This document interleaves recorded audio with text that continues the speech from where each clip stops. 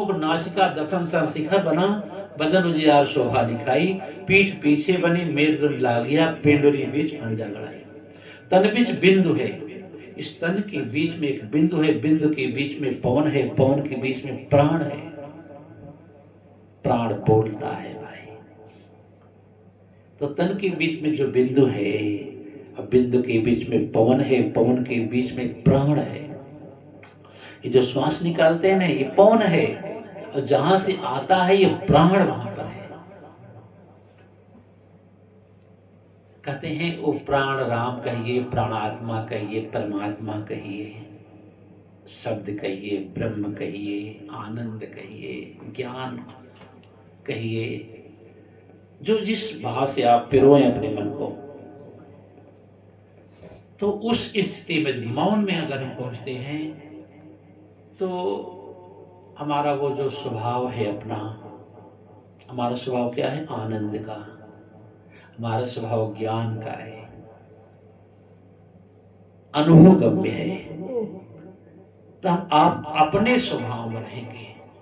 जो मौन होने की प्रक्रिया बताई जाती है साधु संतों सदगुरु जो भगवान लोग बताए हैं, संत भगवान लोग, इसीलिए कि मौन में उतरने पर व्यक्ति अपने स्वभाव हो जाता है।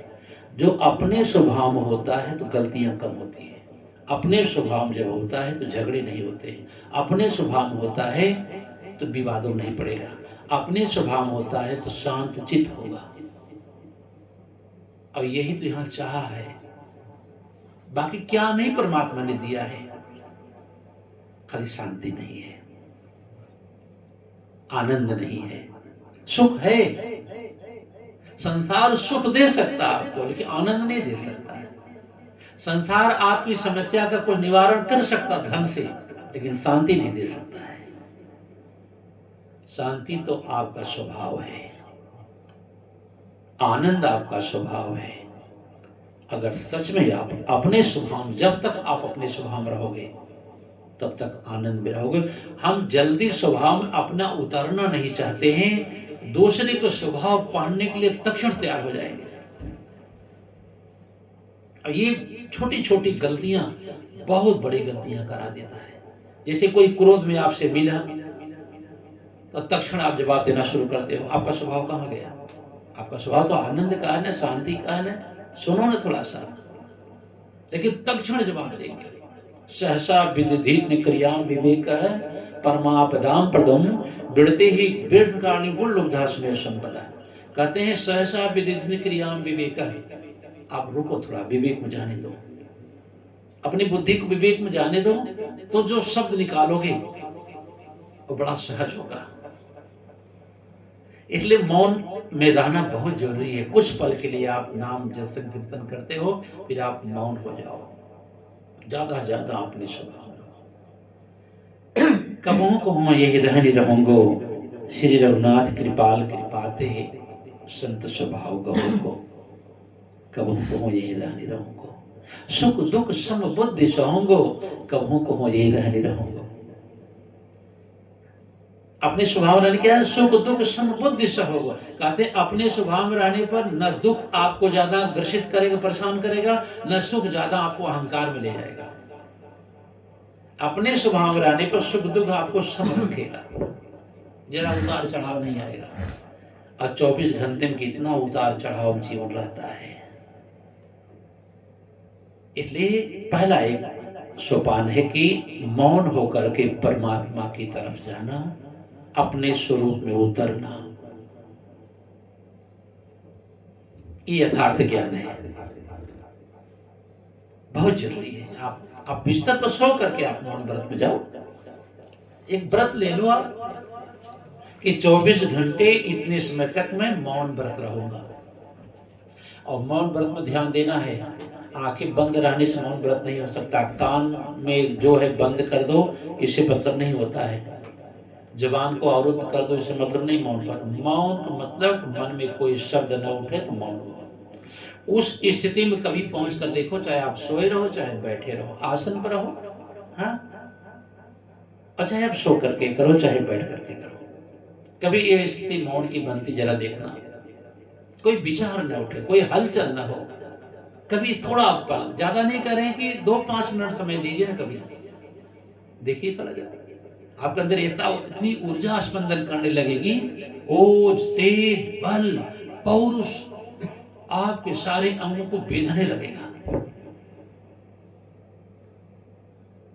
तस्मात् सर्वेषु कालेषु माम अनुस्मरम युद्ध से मया अर्पित मनोबुद्धि मामे वैश्य संशय। तस्मात् सर्वेषु कालेषु माम अनुस्मरम युद्ध से, कहते ये संसारिक युद्ध जैसा है। इस शरीर तो सारी इंद्रियां युद्ध में है, ये हमेशा लड़ती रहेंगी। संसार भी वैसे है, यहां तो लड़ना ही है सबसे। कहते माम अनुस्मरणम युद्ध से, कहते लेकिन तू मेरा स्मरण न छोड़ तो हर युद्ध में जीत जाएगा, चाहे अपना हो चाहे अपनों का हो। अगर मेरा स्मरण छूटा तो युद्ध में पराजित हुए। यही तो हुआ था बाली और सुग्रीव की लड़ाई में, यही तो हुआ था ना। जब बाली को मारने की बात आई तो बाली के पास एक शक्ति थी कि जो उनके सामने पड़ जाए बाली के, उसकी शक्ति को हरण कर लेता। तो राम ने खजूर के आड़ लिया, लेकिन सुग्रीव से कहा कि तुम जाओ लड़ो, तुम जाओ लड़ो, मैं बाण मारता हूं। बोले भगवान मेरी हिम्मत नहीं लड़ने की है, एक ही मुष्टिक मारेगा तो तुम पाताल चला जाऊंगा, मैं लड़ कहां पाऊंगा। बोले मैं हूं ना, तो लड़ेगा तो मैं बाण मारूंगा। तो बोले भगवान मेरा बाली भाई मेरे जैसा है, आप कैसे पहचानेंगे कौन सुग्रीव कौन बाली है। कहीं बाली का दशा में मुझे नहीं बाण लग जाए। बोले अच्छे काम कर, तुम्हें मैं माला पहना देता हूं, इसी माले को लिए रहना। माला अगर टूटा तो मैं नहीं जानता, अगर तुम्हारे पास माला है तो मेरा भाला पहुंच जाएगा, अगर माला हटी तो दुर्घटना घटी। अब क्या करे, जैसे सुग्रीव माला पहन के पहुंचा वहां पर, अब इसका सारा अहंकार चोर कहां पहुंच गया, सारा अहंकार इसका माले पर, मुझे माला बचाना है। हाँ, और जब उससे लड़ने लगा, युद्ध जैसे छिड़ा, ये माला भूल गया। हो ही जाता है लड़ाई में, हम लोग भी माला कभी कभी भूल जाते हैं। कंठी माला पहने, चंदन लगाए, जो मन सो बोल दिया जाता। कितने इतने दिनों में जपा हुआ माला भी छूट जाता हम लोग भाला के चक्कर में। हाँ? इस संसारी पे हो ऐसे है ही है। संसारी वैभव ऐसा गोविंद राधे, मद बर्धक हरि विमुख करा दे।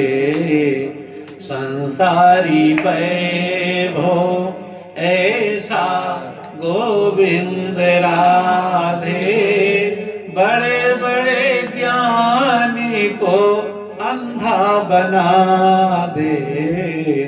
संसारी वैभव ऐसा गोविंद राधे, सुग्रीव जैसे ज्ञानी राम को भुला दे। आगे बात देखो,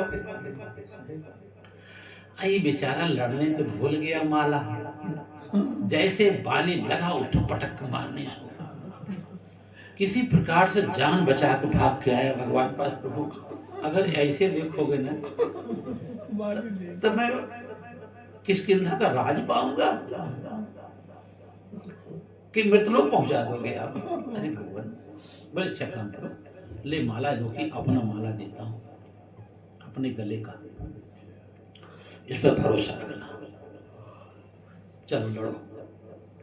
दोबारा जब भगवान की माला पाया उसने, लड़ता भले रहा लेकिन माला देखता रहा, मेरी माला मेरे गले में है कि नहीं।